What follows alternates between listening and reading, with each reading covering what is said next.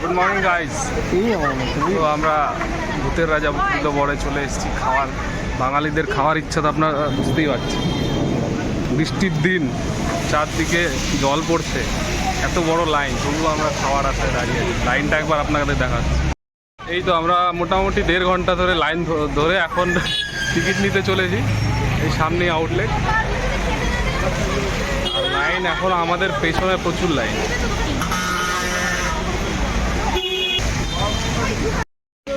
আমাদের আশা ভরসা সব গেল, আমরা টিকিট পাইনি বন্ধুরা।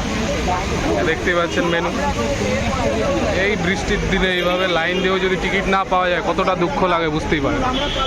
কি বলছি দেখুন, সান্ত্বনা দিচ্ছে আমাদের। তখন আমাকে বলছে আপনি টাইমটা বলেছেন কেন, আমি অন্যায় করেছি বলে। আপনারা তো 2টোর দিকে টিকিট আবার দেবেন বললেন, এখন বলছেন 4:30। 4:30 পর্যন্ত দাঁড়িয়ে থাকবে এত লোক? বলে দিয়েছি দাদা, যখন টাইমটা দেওয়া হচ্ছিল আমি বলে দিয়েছি এখান থেকে যে টোটাল আমরা লাঞ্চে 150 মিনিট।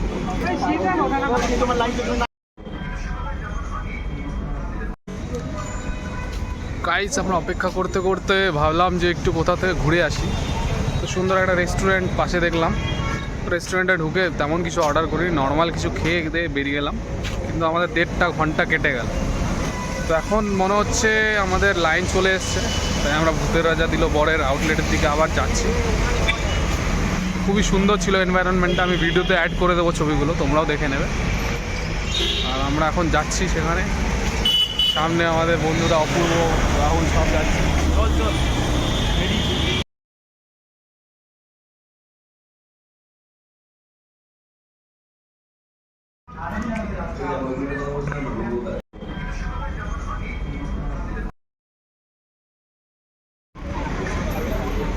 গাইস আমাদের টার্ন চলে এসছে।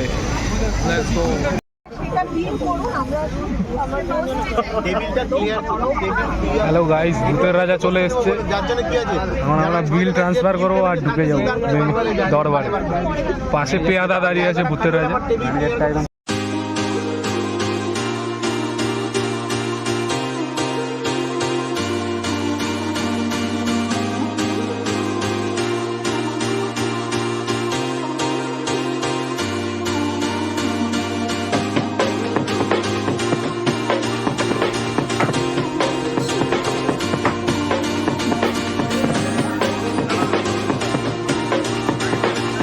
রাইস খালি চলে এসছে, দেখতেই পাচ্ছেন। ভাত, পাশে রয়েছে পাঁপড় ভাজা, তার পাশে রয়েছে শাক ভাজা, তার পাশে রয়েছে ডালের কিছু একটা আইটেম, তার পাশে রয়েছে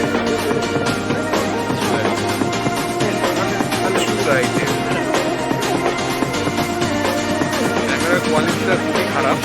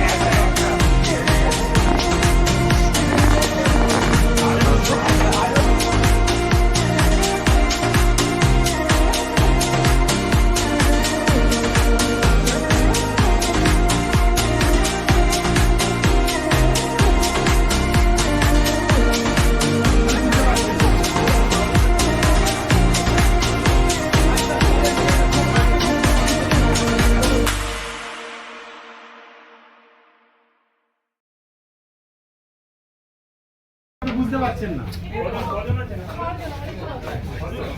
আস্তে আস্তে পাশে ঘুরতে সিঁড়ি দিকে তাকাচ্ছি।